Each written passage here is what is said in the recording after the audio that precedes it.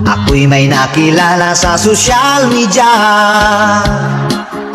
Sa kanyang profile pic ay napakaganda.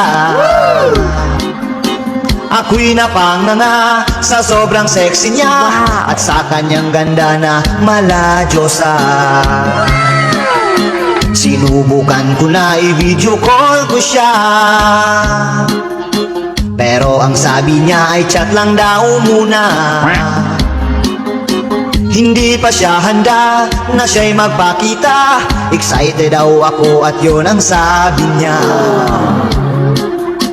Pero siya ay kinukulit ko talaga. Curious kasi ako sa sobra niyang ganda.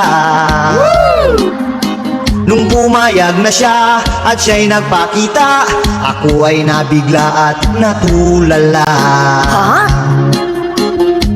At ang tanong ko ay, ikaw ba to? Ang ganda mo kasi sa profile mo. Wow! Nabudol na naman pala ako. Malas naman ilang beses na to. At binubyo ko pa mga my day mo. Pinusuan ko rin mga picture mo.